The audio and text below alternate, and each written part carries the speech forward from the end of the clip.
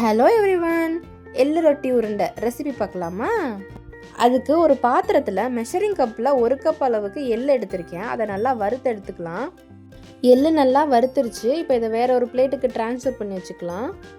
இது அப்படியே இருக்கட்டும். இப்போ இன்னொரு பாத்திரத்தில் 1 கப் அளவுக்கு அரிசி மாவு சேர்த்து கொஞ்சமாக உப்பு சேர்த்து நல்லா மிக்ஸ் பண்ணிவிட்டு நல்லா தண்ணியை கொதிக்க வச்சு இதில் கொஞ்சம் கொஞ்சமாக சேர்த்து நல்லா இடியப்ப மாவு கன்சிஸ்டன்சிக்கு பிணைஞ்சு வச்சுக்கலாம்.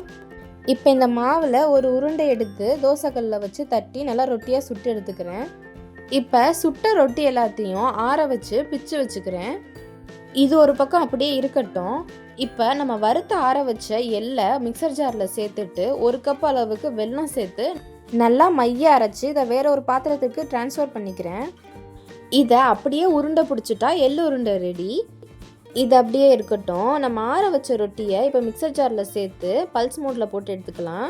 இப்போ இதையும் நம்ம அரைச்ச எள்ளு கூட சேர்த்து நல்லா மிக்ஸ் பண்ணிவிட்டு உருண்டை பிடிக்க ஸ்டார்ட் பண்ணிடலாம். உருண்டை பிடிக்கிறதுக்கு முன்னாடி கையில் கொஞ்சமாக எண்ணெய் தடவிட்டு உருண்டை பிடிக்க ஸ்டார்ட் பண்ணிக்கலாம். அப்போ தான் கையில் ஒட்டாமல் வரும். அவ்வளோதாங்க, டேஸ்டி அண்ட் ஹெல்த்தியான எள்ளு ரொட்டி உருண்டை ரெடி. இது நம்ம ஸ்டார்டிங்கில் பிடிச்சோம்ல எள்ளு உருண்டை, அதுவுமே டேஸ்ட்டு சூப்பராக இருந்துச்சு. நம்ம சேனலில் ஆல்ரெடி அப்லோட் பண்ணியிருந்தோம்ல கடலை ரொட்டி உருண்டை ரெசிபி, அதே ப்ரொசீஜர் தாங்க இதுலேயும். கடலைக்கு பதிலாக இதில் எள்ளு சேர்த்துருக்கோம். ஆனால் டேஸ்ட் வைஸ் ரெண்டுமே டிஃப்ரெண்ட்டாக தாங்க இருக்கும்.